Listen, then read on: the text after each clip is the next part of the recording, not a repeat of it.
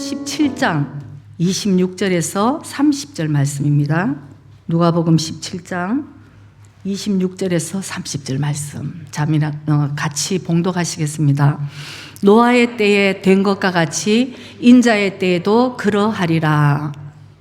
노아가 방주에 들어가던 날까지 사람들이 먹고 마시고 장가들고 시집가더니 홍수가 나서 저희를 다 멸하였으며 또 롯의 때와 같으리니 사람들이 먹고 마시고 사고 팔고 심고 집을 짓더니 롯이 소돔에서 나가던 날에 하늘로서 불과 유황이 비오듯 하여 저희를 멸하였느니라. 30절 인자에 나타나는 날에도 이러하니라. 아멘.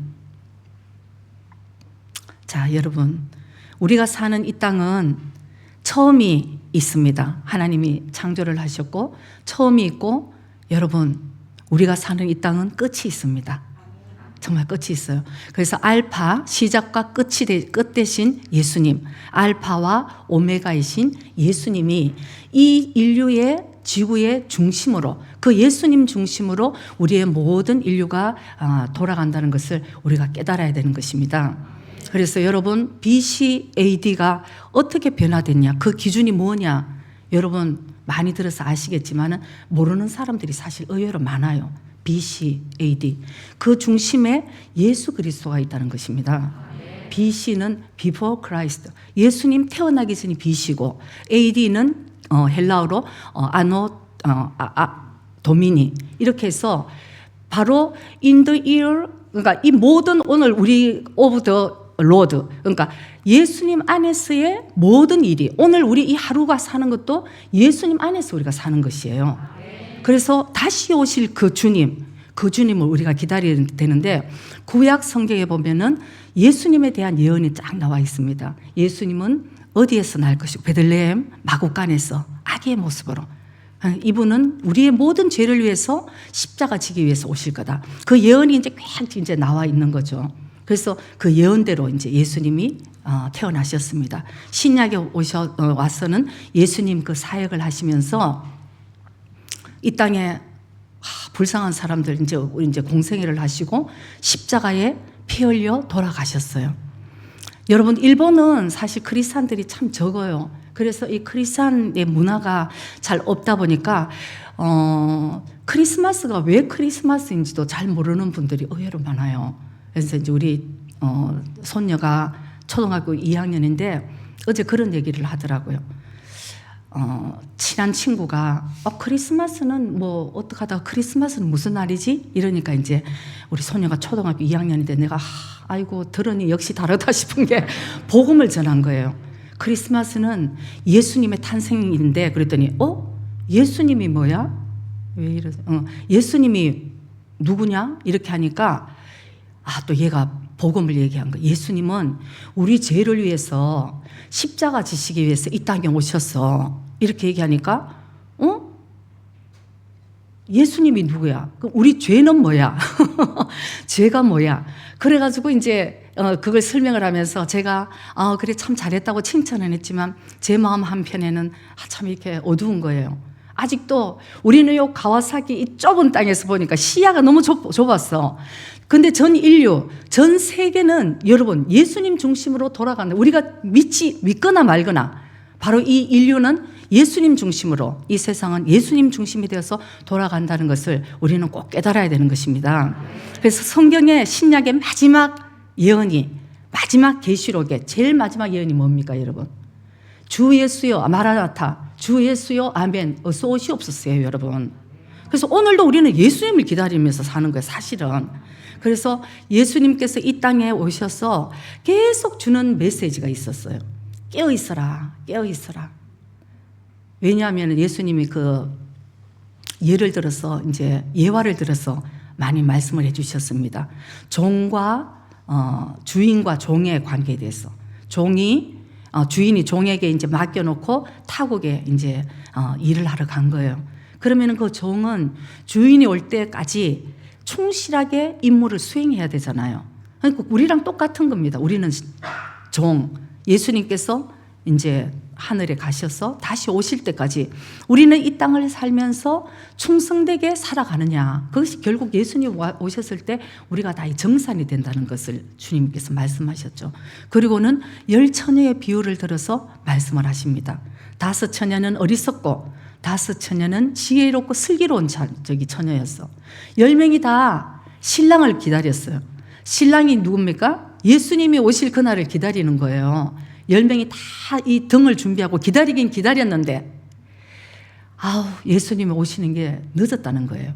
신랑이 드디어오자 그때부터 이제 기다리다 이제 지쳐서 잠을 자기 시작한 거예요.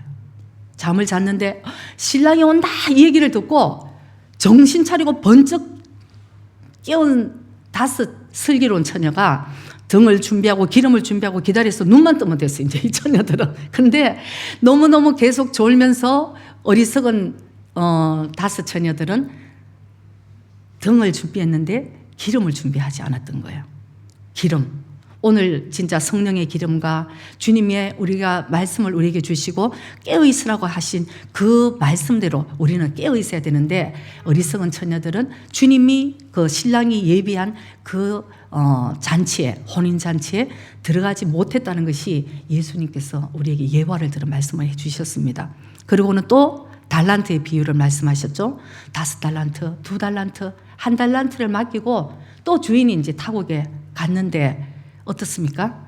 주신 그 달란트를 그대로 하나님 말씀대로 주님 그 주인의 말씀대로 선한 청지기가 되어서 활용했느냐 하지 않았느냐 분명히 그 주인이 돌아와서 정사를 한다는 거예요. 여러분 우리가 지금 가지고 있는 거 여러분 것인 줄 아세요? 절대 아니에요. 하나님께서 우리에게 맡겨주신 거예요. 여러분 솔직히 생명도 오늘 우리 걷어가시면 우리는 갈 수밖에 없는 존재잖아요. 우리 자녀들도 여러분 생명보다 사랑하지만 자녀들도 우리 몸에서 태어났지 하나님이 잘 기르라고 우리에게 맡겨주셨다니까요. 그러니까 우리는 하나님 뜻대로 이제 살아야 되는 거죠. 그 대신 중요한 것은 많이 맡긴 자, 적게 맡긴 자가 있는데 중요한 것은 다 충성되게 맡긴 대로 하느냐가 중요하다는 것입니다. 그래서 1달란트 가진 자는 그냥 땅에 파묻어 놨다가 결국은 심판을 받고 정말 하나님의 그 장체도 들어가지 못했다는 예화가 있습니다. 그리고 제일 마지막에 양과 염소의 예화가 있습니다. 분명히 심판의 날이 오는데 양은 예수님의 오른쪽에 있고 염소는 왼쪽에 있을 것이다. 완전 반대로 갈라지는 거예요. 나는 중앙에 있을 거야. 여러분 영적인 세계는 중앙이 없어요. 천국이냐 지옥이냐 깨어있느냐 잠자느냐 나 오늘 잠시 그냥 있다가 다음 달부터 깨어있을게요. 그런 게 없다니까요. 그러고 있으면 잠자는 거예요 그냥. 그러니까 우리가 양이냐 염소냐 선한 거냐 악한 거냐 이게 진짜 우리가 뚜렷하게 주님 앞에서는 바로 이게 그대로 정확하게 갈라진다는 것을 저와 여러분들이 꼭 깨달아야 될 점이 있습니다. 그래서 예수님께서 깨어있어라 하신 것은 마지막이 되면 될수록 깨어있기 힘든 상황이라는 것을 우리가 알 수 있잖아요 여러분. 정말 깨어있기 있어요. 원체 세상의 사람들은 뭐 깨어있는지 죽었는지 모르지만 우리가 정말 하나님 말씀대로 좀 살려고 몸부림치면은 이 세상에 진짜 참 정신 똑바로 차리지 않으면 저도 모르게 제 18번이 정신 똑바로 차려야 된다는 얘기가 18번인 것 같아요. 성도들이 잘 얘기하더라고요. 사모님 정신 똑바로 차리라 그러시잖아요. 정말 그래요 여러분. 대충 있다가는 다 흘러갑니다 여러분. 한 발은 세상, 한 발은 교회, 주님 이러고 있으면은 나는 내가 있다가 대충 그냥 지금 신앙생활 하는 것 같아도 오늘 우리가 이 말씀을 듣고 정말 깨닫고 깨어 있어야 된다는 것을 여러분들이 꼭 깨닫기를 원합니다. 그래서 오늘 우리가 이런 시대를 살고 있다. 윌리엄 부스 그 구세군 창시자가 윌리엄 부스라는 분인데 한 150년 전쯤에 이런 얘기를 하셨어요. 아마 20세기부터 그러니까 지금 우리는 21세기잖아요. 20세기의 교회는 크리스찬들은 이런 위기를 맞이할 것이다. 그럼 그걸 뭐냐 하면은 하나님 없는 정치를 할 것이다. 하나님 없는 정치. 정말 여러분 정치하려고 그러면은 거짓말쟁이 아니면 못할 것 같아요 진짜. 와, 진짜 정말 대단한 것 같아요. 오늘 거짓말하고 내일 또 이렇게 얘기해도 그대로 또 얼굴을 또 내고 또 이렇게 나오는 거 보면, 야, 저건 정치는 정말 정말 특이한 사람이 하는구나. 요즘 이런 생각이 듭니다. 여러분, 한국이 크리스찬이 많다고, 저는 처음에 일본에 30몇 년 전에 왔을 때는 한국이 일본에서 내가 제일 자랑할 게 없었어요. 일본은 너무나 선진국으로 가고 한국은 그 당시에 아직도 정말 열심히 정말 벗어나려고 할 때에 제가 참 자랑스러운 것은 우리 한국은 크리스찬들이 많아. 제가 이게 너무 자랑스러웠는데 요즘 여러분 한국 뉴스 한번 보세요. 저는 잘 안 보지만 가끔씩 보면은 야, 갈 때 더 이상 어디를 가야지? 갈 때까지 가는가? 예수님께서 이 세상을 그 당시에도 악하고 음란한 세상이라고 말씀을 하셨는데 오늘 21세기 여러분 한번 보세요.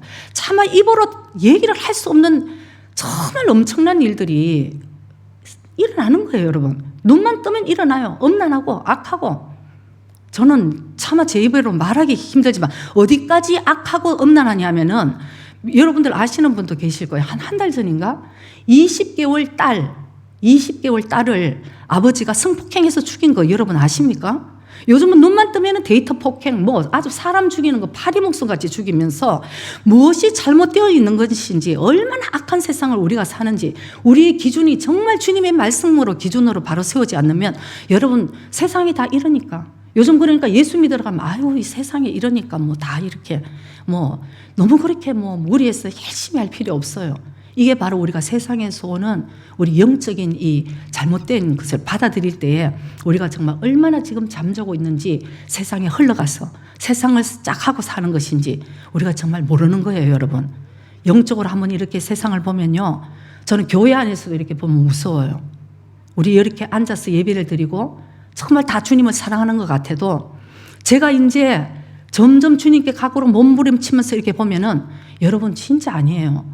우리 오늘 그 다음에 윌리엄 보스가 얘기하는 거는 하나님 없는 정치를 할 것이라는 얘기를 했고, 그 다음에는 성령 없는 복음을 전할 것이라는 얘기를 했어요. 복음을 전하는 것 같은데 전혀 성령님이 없는, 감동이 없는 복음을 전한.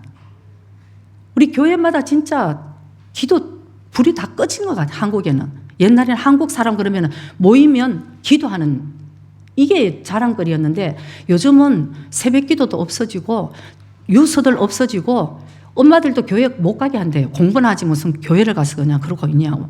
이게 진짜 큰일 나죠. 이제 땅을 치우고 통탄을 해야 될, 성령이 없는 복음을 얘기를 하고 그 다음에는 그리스도가 없는 기독교를 얘기를 한답니다. 여러분, 그리스도 없는 기독교가 그게 무슨 기독교예요? 그냥 사랑만 얘기를 하는 거예요. 예수 믿으면 잘 될 것이다. 정말 요새 여러분 소돔과 고모라처럼 동성애가 얼마나 난리예요. 동성애가 난리예요. 근데 기독교에서, 전 세상에서 그러는 거는 또 그럴 수 있다고 생각해요. 그게 잘 됐다는 게 아니고 가치관들이 그러니까 저 사람들이 아직 모르니까 그런가 보다. 문제는 기독교 안에서 목사님들도 많은 교회들도 동성애자를 받아들여야 된다는 얘기를 하는, 받아들여야 되지 여러분. 그리고 그들이 그것이 얼마나 하나님이 싫어하는 죄라는 것을 깨닫게 해줘야 되는 거예요. 사랑으로 돌이키게 할 수 있도록 우리가 도와주는 역할을 해야 되지, 그 사람들이 동성애를 하는 그대로 사랑으로, 하나님은 사랑이시니까 사랑으로 받아들여야 한다는 것은, 이거는 성령의 말씀에 완전 반대되는 것이라는 것을 우리가 깨달아야 되는 것이죠.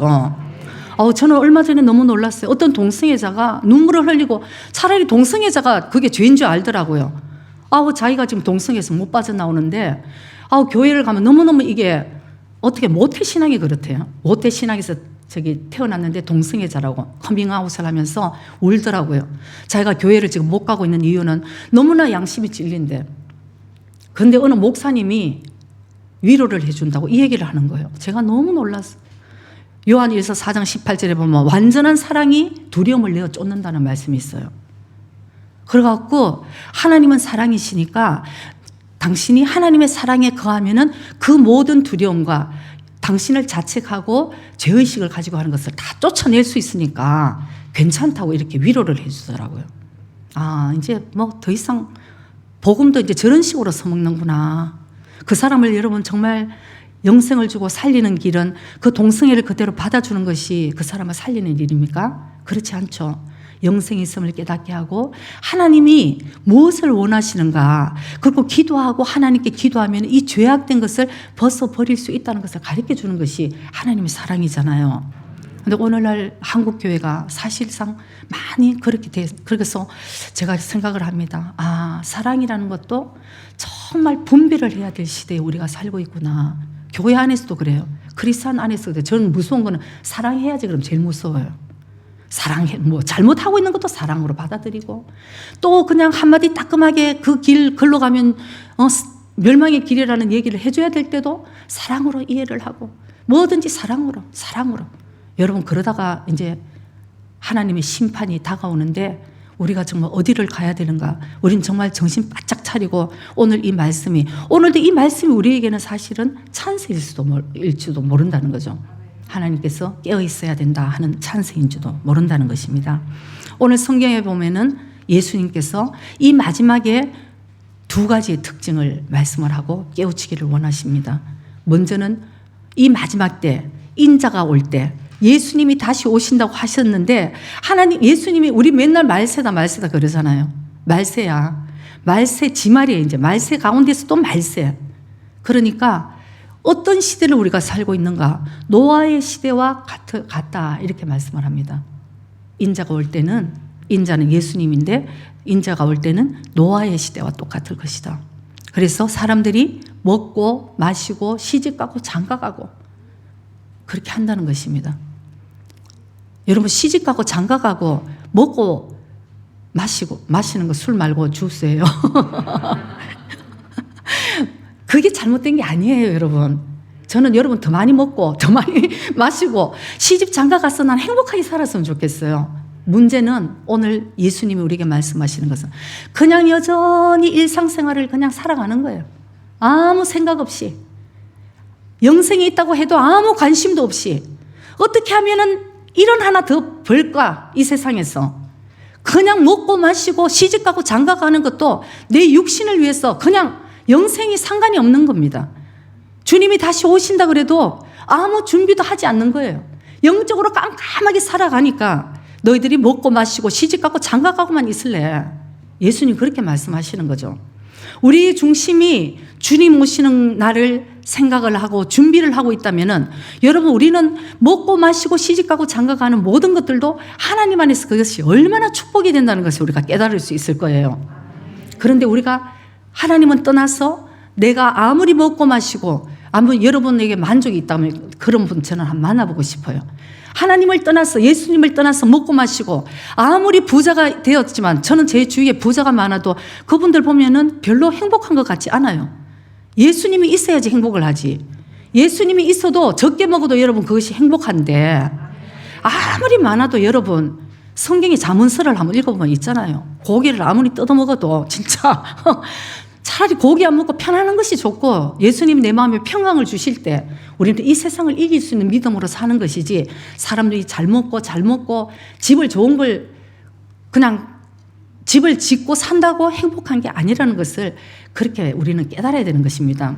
왜냐하면 하나님이 우리 인간에게는 영혼을 사모하는 마음을 주셨기 때문이에요. 우리가 그 주님을 우리 내 마음의 주인으로 모시지 않으면, 여러분, 가면 갈수록, 나이가 들면 들수록 더 허무해요, 사실은. 저는 가끔씩 요새 거울을 보면서 진짜 이제 세월이 갔구나. 제가 제 모습을 보고 깜짝 놀랄 때가 있어요. 이제 진짜 나이가 정말 많이 갔다. 흰머리와 주름이 막 이제 정말 이러면은 제가 그걸 생각을 하면서 주님 감사해요. 정말 진짜 그런 기도가 나와요.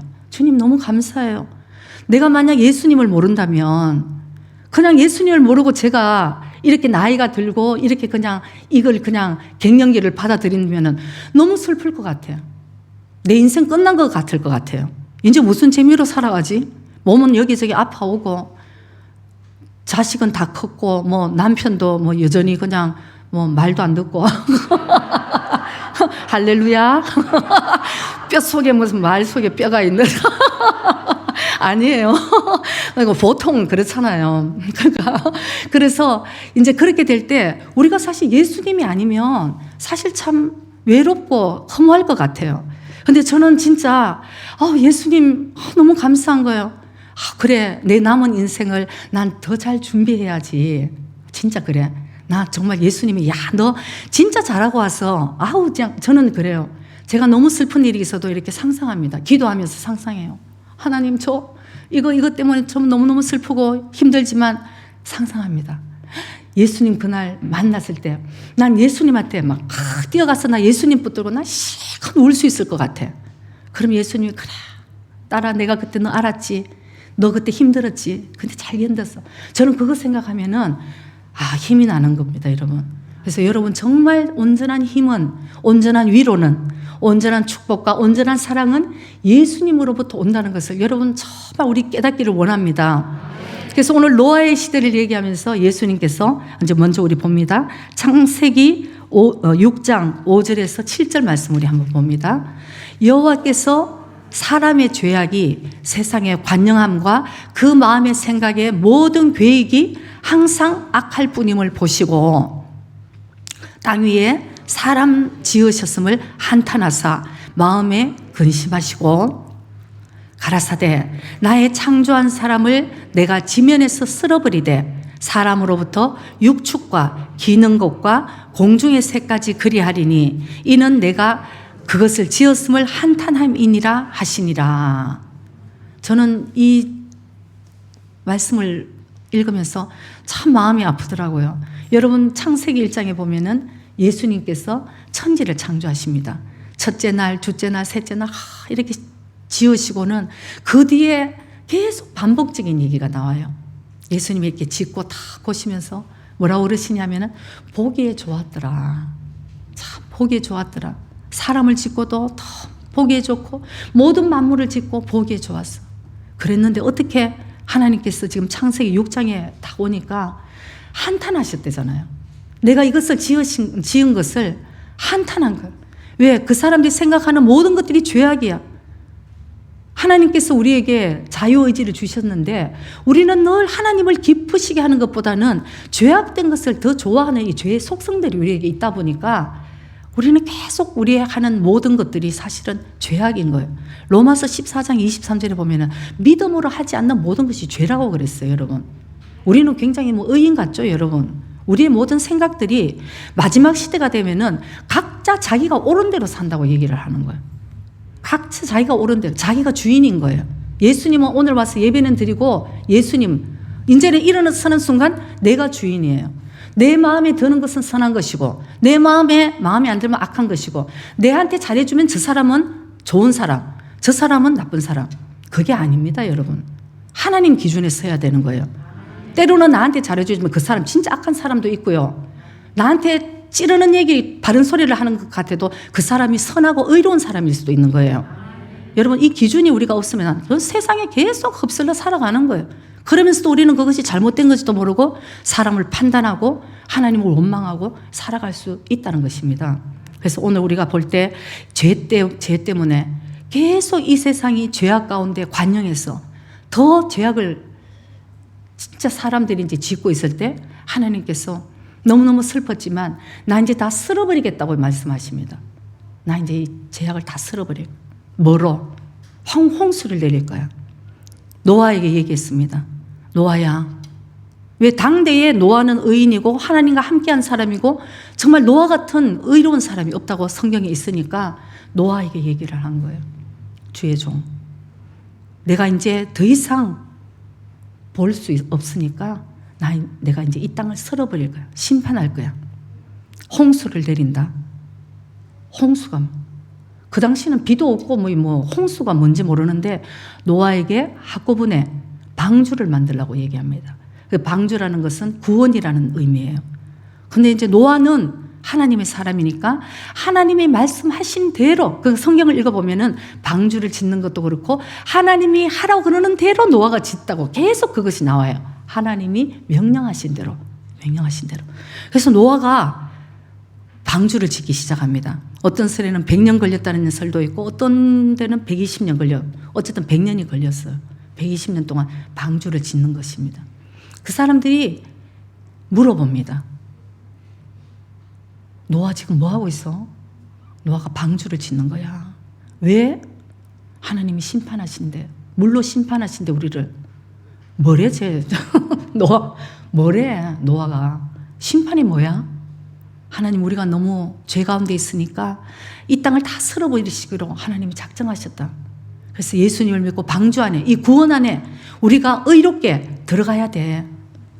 뭐라고 얘기를 하는? 얼마나 여러분 조롱을 받았겠어요? 얼마나 무시를 당했겠어요? 오, 얼마나 무시를 당했겠습니까, 여러분? 그런데도 노아는 100년, 120년 동안 그냥 묵묵하게 방주를 짓는 것입니다. 저는 어제 이 말씀을 준비를 하면서 참 하나님의 마음이 전해서서 제가 참 눈물이 나더라고요. 이 100년, 120년의 세월이, 여러분 하나님은 오늘이라도 심판을 내릴 수 있는 분이잖아요. 오늘이라도 다 쓸어버릴 수 있는 하나님이시잖아요. 그런데도 100년, 120년을 왜 노아에게 방주를 짓게 하셨나? 제가 그게 마음에 확 오는 거예요. 100년, 120년 동안 하나님은 그 시대의 당대의 사람들에게 찬스를 주신 거예요. 죄를 버리고 돌이킬 수 있는 찬스를 주신 것입니다. 그런데도 여러분, 그것을 사람들은 받아들이지 않았어요.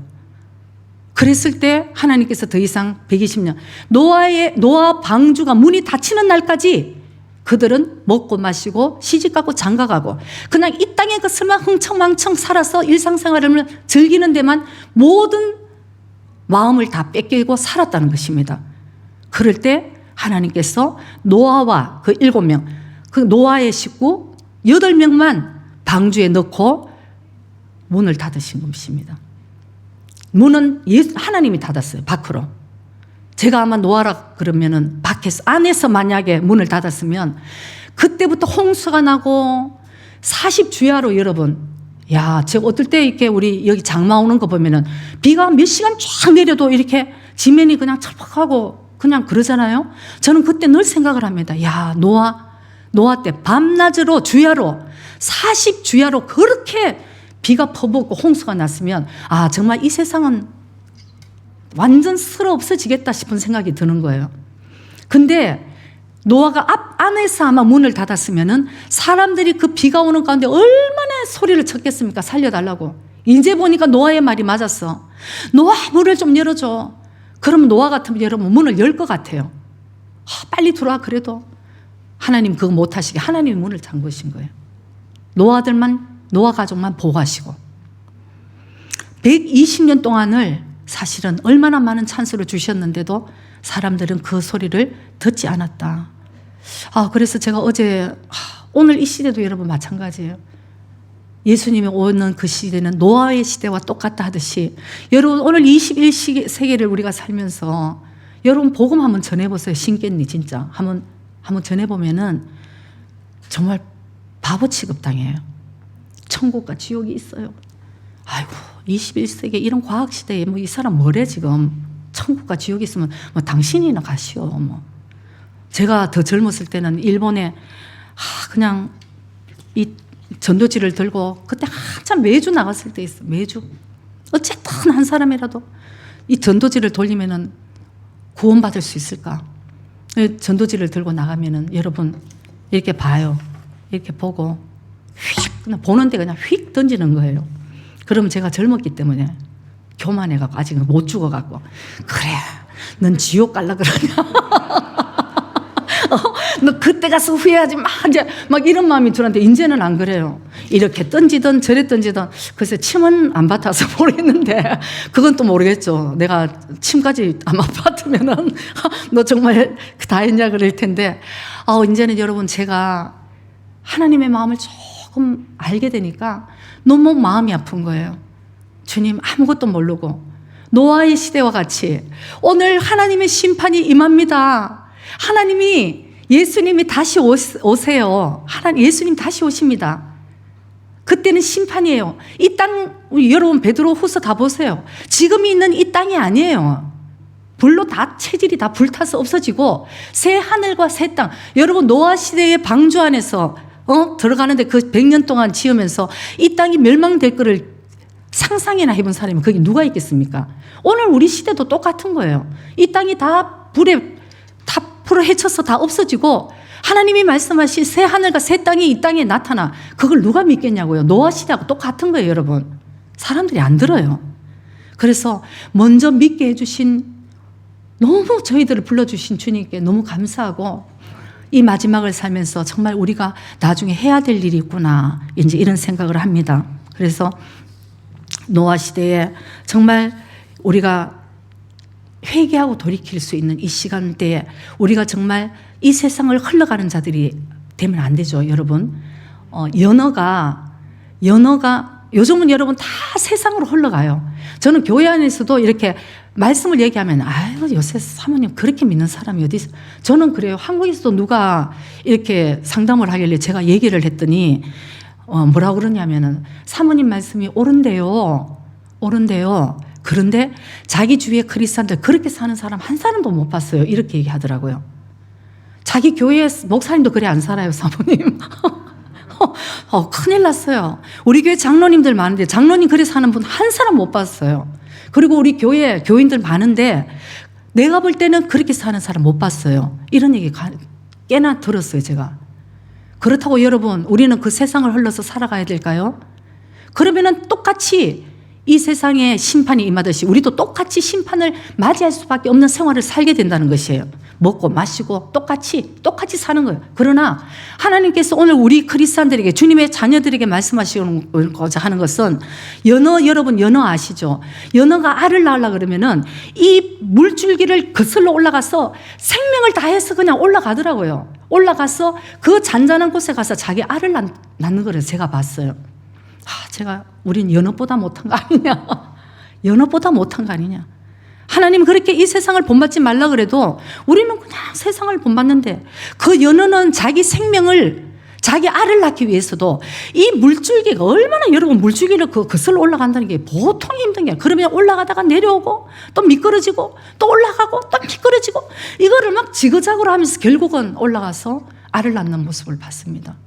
바로 하나님이 오늘 우리에게 말씀하시는 것은, 너희들 그렇게 세상을 흘러가서 살지 말고 하나님의 선하시고 온전하시고 하나님이 기뻐하시는 뜻이 무엇인지 분별하라고 말씀하시잖아요.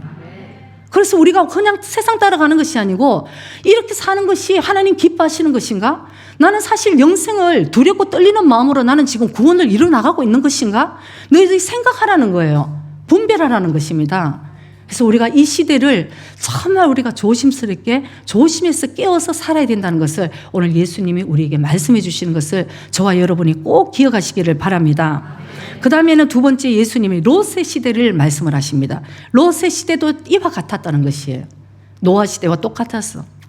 롯의 시대는 여러분 무엇입니까? 동성애. 막 한국도 어쩌다 이렇게 됐는지 모르겠어요. 요새는 아주 요새는 여러분 남자 성별을 쓰는데 남성, 여성 묻지 마. 묻지 마. 아무거라도 괜찮아. 화장실도 묻지 마. 화장실 진짜 남자가 들어오든 여자가 들어오든. 얼마 전에는 목욕탕에도 그 남자 같은 사람이 들어와서 기절했는데 여자들이 그래서 막 신고하려고 그러니까 그 남자가 오히려 고소를 했대요. 왜 성착을 하냐. 난 지금 남자로 해서 여자로 변했는 사람인데, 그래갖고 오히려 깜짝 놀란 여자들을 고소했다잖아요. 왜 성차별 하냐고. 이 지금 시대가 이렇게 돌아가는 거예요. 동성애가 이제는 아주 커밍아웃 하면 너무나 정직한 사람이고 의로운 사람이고, 어쩌다가 이렇게 됐는지 참 정말 너무너무 슬픈 시대를 살면서 우리는 진짜 하나님의 기준이 무엇인가를 정말 붙들고 있지 않으면 여러분 다 우리 진짜 흘러갈 거예요. 여러분 학교에서도 애들 이제 동성애 다 가르쳐 주고요. 남자 여자라는 말도 하지 말래. 저 유럽 같은 데서는 4살 때까지 절대 옛날엔 여자애들 핑크 옷, 남자애들 파란 옷 입고, 우리 벌써 애기 낳기 전에 옷 사는 거 보면 알잖아요. 저 엄마 아들인가 보다 딸인가 보다. 요새는 그런 거 입히면 안 된대요. 왜 여자애를 핑크 옷을 입히고 남자는 파란 옷 입히냐. 나는 머리 아파 죽겠어. 머리가 너무 좋은 사람들이 많아가지고 아니 그냥 자연스럽게 하면 되는 일까지도 막 차별이라 그러고. 그러니까 그 유럽에서는 4살 때까지 너는 아들이야 딸이야 얘기하면 안 된대잖아요. 4살이 돼서 그 애가 나는 딸 하고 싶어, 나는 아들 하고 싶어 그러면 걔가 그것이 이제 자기의 정체성이 된다는 거예요. 진짜 그래요, 여러분. 진짜 참 이런 시대를 우리가 살고 있구나. 그래서 롯의 시대는 동성애 때문에 하나님께서 더 이상 이 죄를 볼 수가 없어요. 소돔과 고모라를 멸망하기 위해서 하나님께서 더 이상 볼 수가 없어서 이제 두 천사를 보내는데, 얼마나 소돔과 고모라가 동성애 때문에 얼마나 죄악이 관영했냐면은 그 천사들 둘까지도 롯의 집에 와서 끄집어내라고 하는 얘기예요. 내가 그들과 동성애를 해야 되니까 끄집어내라는 거죠. 진짜 참, 하여튼 그렇게 이제 소돔과 고모라 성에는 동성애가 이제 관영을 했습니다. 그래서 창세기 19장 12절에서 14절 우리 한번 보겠습니다. 그 사람들이 롯에게 이르되, 그 사람들이라는 것은 천사들이 된 이제 사람들 모양으로 온 천사들이에요.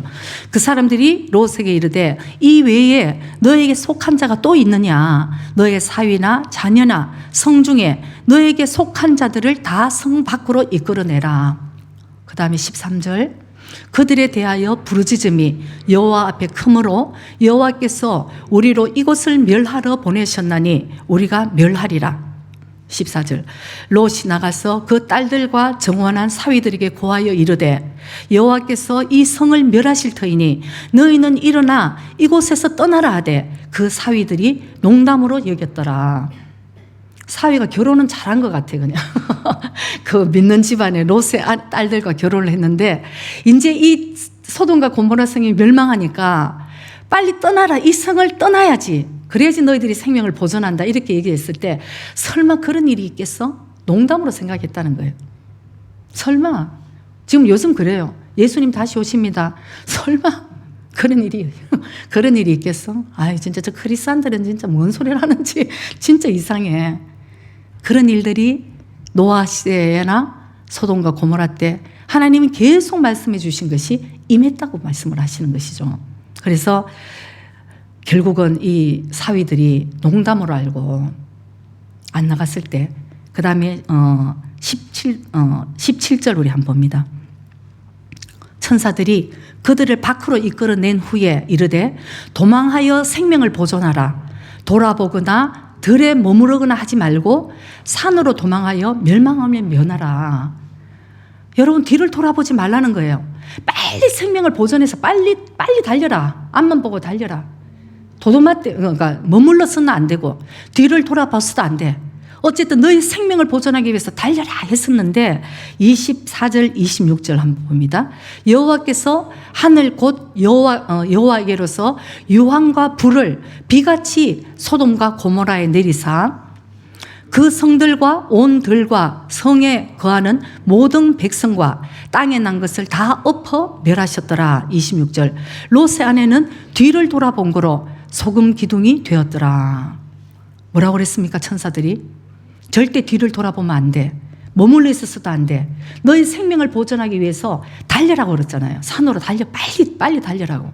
근데 일단은 롯이 자기 딸들과 이제 아내를 데리고 빨리, 롯도 그렇게까지 심각하게 생각을 안 했나 싶어요. 천사들이 나중에 재촉했어요. 빨리 나가야 된다고, 빨리 이제 이게 멸하게 되니까 빨리 나가라 했을 때 빨리 이제 나가오는데, 결국 어떻게 되었습니까? 소돔과 고모라 성, 그걸 나오면서 롯의 아내가 그렇게 뒤돌아보지 말라 그랬는데 뒤를 돌아본 거예요. 그래서 그 자리에서 소금 기둥이 되었다. 뒤를 왜 돌아보았을까요, 여러분? 뒤를 왜 돌아보았을까요? 거기에 있던 자기의 집, 그리고 자기의 세간살이, 또 자기의 모든 아끼던 모든 물품들, 내 귀중품도 거기에 다 있는데 그게 얼마나 사실 미련이 남았겠습니까? 내 생명보다도 사실은 그 미련이 더 남았을 수도 있어요. 너의 생명이 제일 귀하니까 빨리 달리라고 말씀하셨음에도 불구하고 뒤를 돌아본 거예요. 미련이 있었습니다. 그래서 그대로 바로 소금 기둥이 되었다는 것을, 정말 오늘 이 말씀을 들으면서, 이게 남 얘기가 아니에요. 여러분 속에는 미련이 있는 거 있습니까? 여러분 하나님 외에 무엇을 더 사랑하고 계십니까? 여러분 무엇을 위해서, 이제 여러분 그래봐야 애기도 아니야. 애기로 태어났다 해도 뭐 이제 70년, 80년인데 이제 살아봐야, 우리가 솔직한 얘기로 많은 분들이 남아있는 세월이 더 적어요, 사실은. 그럼 우리는 무엇 때문에 살아야 되는가?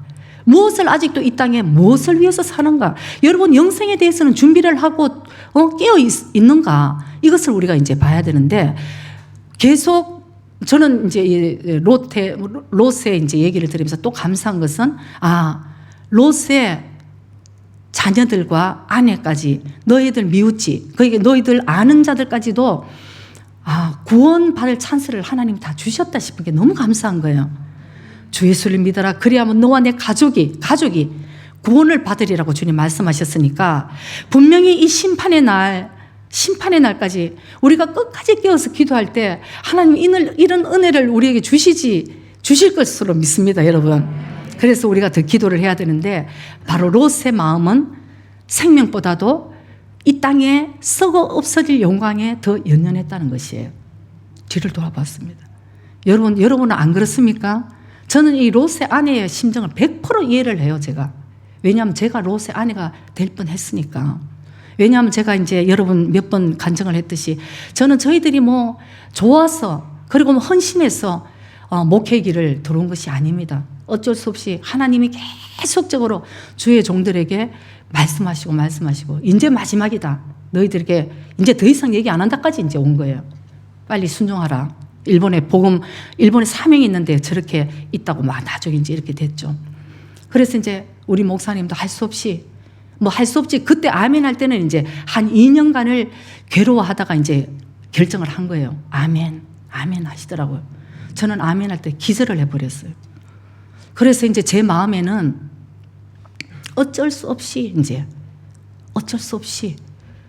이렇게 이제 순종한 그런 케이스죠. 그래서 한 10년간을 제 마음에, 왜냐하면 여러분 저는 사실은 세상에서는 좀 잘 나갔어요. 세상에서 서울에 뭐 목사님 사업해서 처음에 결혼해서 3년 돼서 사실 서울에 집을 샀고 그냥 뭐 부모 형제 뭐 잘 먹고 잘 살고 제가 뭐 이 땅에 고민할 거 하나도 없어요. 저는 뭐 한국에 있을 때는 울면서 기도해 본 적이 없으니까 기도를 왜 하지? 뭐 문제가 있나 봐. 이제 이렇게 저는 뭐 육적인 거니까 육적인 사람이니까 뭐 영으로 뭐 제가 뭐 깨어 이런 거 하나도 없었어요. 그냥 제발 육으로 풍성하게 채워 주시옵소서. 그것이 축복인 줄 아는데 그렇게 살다가 이제 일본에 와서 겨우 막 영의 눈이 열린 거예요. 거듭나서. 그래 하나님 뜻대로는 살아야 되는데 이 일본에서의 이 목회 이게 저한테는 너무나 큰 십자가인 거예요. 일본말도 오늘도 뭐 잘 못하는데 뭐 벌써 뭐 그때 그 27년 전에 불러심을 받았다니 제가 얼마나 기가 막혀서 저는 이거는 도저히 하나님이 나에게 준 것이 아니고 마귀가 나를 아마 죽이려고 이렇게 나를 죽이려고 그러겠지. 이렇게 해서 어쨌든 할 수 없이 이제 목회를 합니다. 한 10년간을 여러분 제가 마음에 힘들 때마다 매일이 힘들었어요. 여러분 목회가 그렇게 진짜 정말 힘들어요, 여러분. 그래서 매일매일이 힘들어서 이상하다. 왜 이런 일이 일어나고 왜 저 사람은 저렇게 막 하여튼 이상 이러니까 힘들 때마다 제 마음에는 뭐가 있습니까? 저 마음에는 한국에 있는 거예요. 서울에 있는 내 집. 서울에 가면 나 집도 여러분 세간살이 그대로 왔어요. 1년 있다가 간다고. 그대로 가면 내가 사는데 왜 내가 일본에서 이렇게 내가 고생을 하고 내 일본말도 모르는데 자녀를 여기서 키운다고 이러고 있나. 너무너무 제가 고민인 거예요. 그러니까 제 마음에 겉으로는 사모님 그러면 네 그러고는 돌아보지만 제 마음에는 롯의 처처럼 제 마음에 늘 연연하는 것이 있었어요. 근데 어느 날 저도 괴로운 거예요. 진짜 너무 괴로워. 저는 주님께 완전하게 진짜 드려야 되는데 내 마음에는 늘 한국에 가면은 나의 집이 있고 나의 부모 형제가 있고 내 사랑하는 친구들도 있고 뭐가 부족한데 여기는 모든 게 괴로운 거. 근데 어느 날 하나님께서 저에게 강하게 말씀하시는 거예요. 제가 거부할 수 없을 정도로 네가 그러다가 롯의 아내가 될래 다 그러시는 거예요. 네가 롯의 처가 될래. 근데 그게 여러분 너무 무서운 거예요.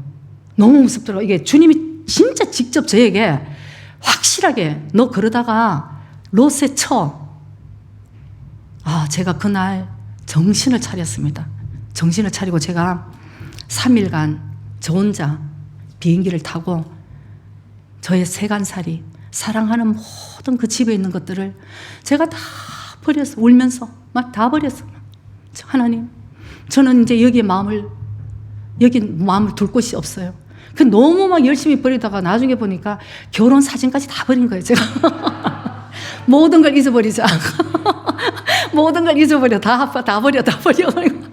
나중에 보니까, 그 결혼 사진, 사진 테이프하고 다 어디 갔어? 목사님께서 당신이 다 버렸잖아.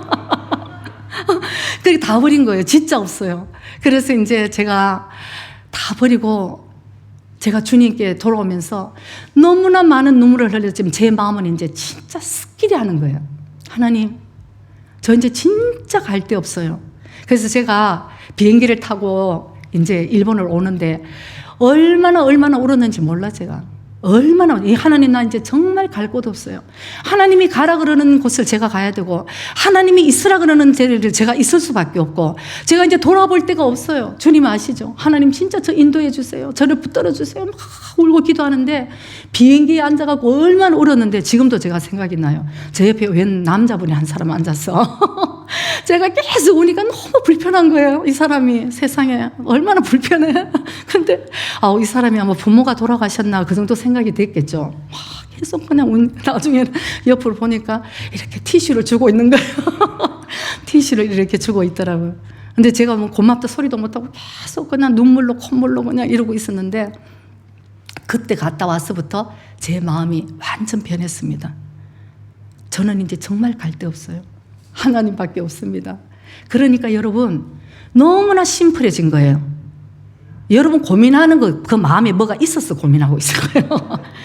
아이고 하나님밖에 없어, 예수님밖에 없어 하니까 야 진짜 완전 제가 참 복잡한 사람이거든요. 제가 참 복잡한 사람, 굉장히 부정적인 사람이고 복잡한 사람, 생각을 굉장히 많이 하는데 이제는 진짜 심플.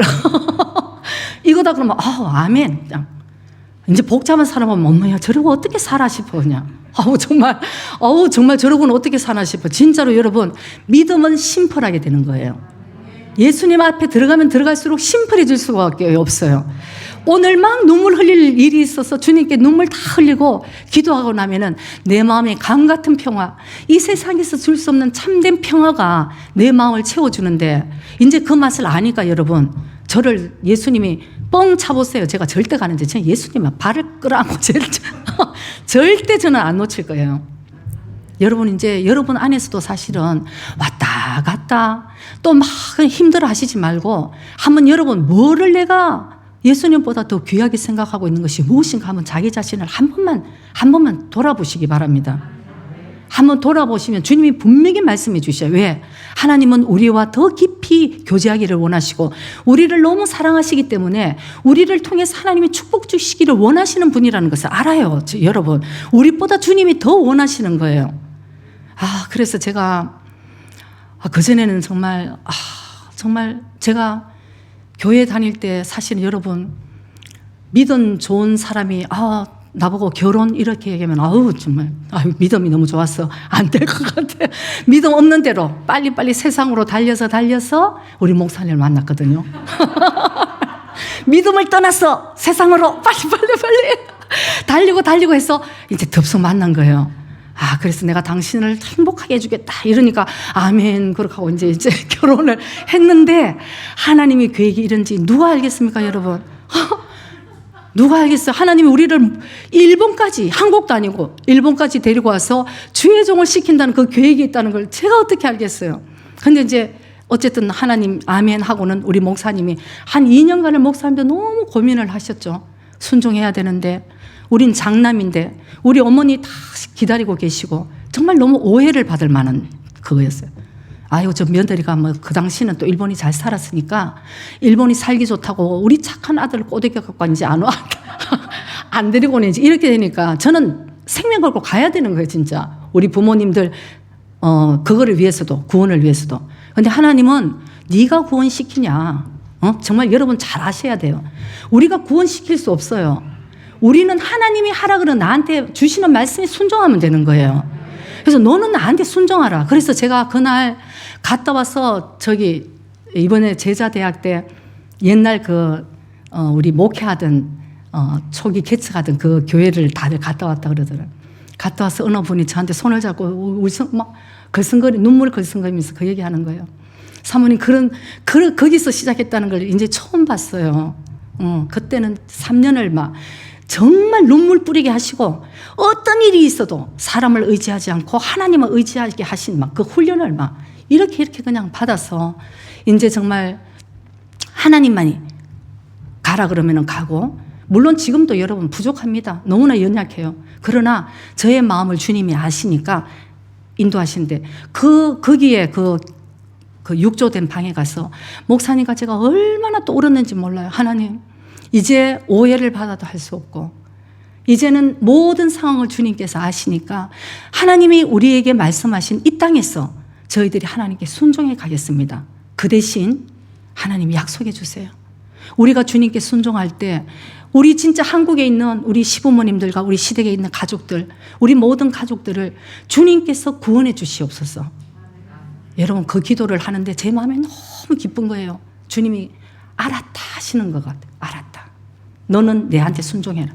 그래서 저는 한 거 없습니다, 여러분. 여기서 순종할 때 그때 우리 지금 시간이 없어서 더 이상 간증을 못 하는데 우리 어머니가 제가 짐을 다 버릴 때 우리 어머니 오셔가지고 2다리를 뻗고 오셨어요. 우리 어머니 그렇게 훌륭하신 분이신데 불교시거든요. 근데 우리 어머니가 제 부족한 거를 다 늘 감싸주시고 우리 큰며느리 같은 너무 부족한데도 그렇게 늘 칭찬을 해주셨던 어머니인데 제가 이제 아까 얘기처럼 3일 이제 가서 다 버리면서 울면서 이러고 있을 때 우리 어머니가 시골 김천에서 서울로 올라오셨어요. 우리 어머니가 거기서 앉아서 땅을 치고 우시는 거예요. 내가 이제 너희들이 오는 날만 기다렸는데, 장남 아들 오는 걸 기다렸는데 저에게 다 얘기하시는 거예요. 너만 아니었으면 너만 안 만났으면 저도 울었죠. 어머니, 저도 누가 목사하라 그랬어요. 저도 예수 잘 믿었으면 좋았는데 어떻게 우리 어머니가 제 마음을 아시겠어요. 그런데 그러던 어머니를 우리 하나님께서 구원시켜 주시고 돌아가시기 10년 전까지 그냥 우리를 위해서 새벽에 가서 기도해 주시고, 우리 시동생 아이고 형님 이제 예수 잘 믿으시오. 나는 내 조상신 섬길 테니까 형님들 그럴지 형수님하고 참 섭섭하다. 이렇게 상처를 그냥 이빠이 받았는데 나중에 우리 시동생이 전화가 왔어. 막 그러는 거예요. 자기는 세상에서 우리 형님과 형수님 정말 존경하니까 걱정하지 마시고 일본에서 하나님 사역하시라고 예수 다 믿게 된 거예요, 여러분. 그래서 오늘 정말 생각지도 않게 이렇게 이제 흘렀지만은 하나님이 우리에게 말씀하시는 것은 우리 한 사람을 통해서 분명히 구원의 역사들이 흘러간다는 것을 여러분들이 꼭 기억하시기 바랍니다. 그래서 이 롯의 이 구원이 되기 전에 아브라함이 그 중보기도가 있었습니다. 하나님, 소돔과 고모라 성에 의인 50명만 있으면 저걸 멸하시지 않으시겠죠. 여기서부터 여러분 아시잖아요. 50명만 있으면 내가 멸하지 아니하리라 하나님 말씀하셨습니다. 그러나 50명이 없었어요. 그 많은 50명. 그리고 여러분 한번 생각해 보세요. 홍수가 있어서 그 모든 지명과 모든 주민들이 다 죽어나갈 때 구원받은 사람은 8명밖에 없습니다. 그러니까 여러분, 구원이 그리 쉬운 게 아니에요. 내 생명을 걸어야 되는 거예요. 소돔과 고모라 성에서 살기 위해서, 너의 생명을 보존하기 위해서 달려라. 앞만 보고 달려라. 뒤를 돌아보면 안 돼. 멈추면 안 돼. 이것이 바로 오늘 우리도 우리의 신앙생활에 주님만 보고 달려가야 된다는 것을 저와 여러분들이 꼭 깨닫기를 바랍니다. 소돔과 고모라 성 50명에서 45명, 40명, 30명, 20명, 10명, 10명이 없었다는 것입니다. 그래서 오늘 이 시대에도 하나님이 왜 아직도 구원을 기다려주시고 인내하고 계시냐면은 어딘가는 의인이 있을 수 있고 하나님은 그 의인의 기도를 듣기를 원하시고 그 의인의 기도를 통해서 사실은 구원하기를 원하신다는 하나님 그 마음을 우리가 알아야 된다는 것입니다. 하나님은 모든 사람이 구원받기를 원하신다고 성경에 있습니다. 다만 오늘 에스겔서 22장 30절을 보고 마치겠습니다. 22장 30절에 바로 하나님께서는 오늘 이 구원을 이루는 그 중보기도자들을 찾고 계신다는 것을 여러분 꼭 깨닫기 원합니다. 이 땅을 위해서 성을 쌓으며 성 무너진 데를 막아서서 나로 하나님이 멸하지 못하게 할 사람을 내가 이 가운데 찾다가 얻지 못했다고 주님 말씀합니다. 너무 슬픈 거예요. 얻지 못했다. 그래서 우리가 그냥 기도만 하는 것이 아니고 의인 롯, 의인 노아였다고 성경은 말씀합니다. 그들은 의로웠다는 얘기를 하는 거예요. 그들은 하나님의 은혜를 받고 하나님 마음에 은혜를 받고 일본말로 보면 고꼬로니 가나따 모노다따 때 그렇게 써 있는 거예요. 그래서 우리가 하나님 마음에 먼저 내가 의인이었을 때, 하나님의 마음에 내가 합한 마음이었을 때 우리의 모든 기도를 주님께서 다 들어서 바로 구원하실 우리의 가족들을 지켜주신다는 것을 여러분 꼭 기억하시고, 지금은 우리가 달릴 때고 앞만 보고 달릴 때라는 것을 꼭 기억하시고 달리면서 바로 우리 가족들과 바로 우리 이 주위 사람들을 바라보며 바로 눈물의 기도를 드리는, 애통의 기도를 드리는 저와 여러분이 되시기를 주의 이름으로 축복합니다. 기도드리겠습니다.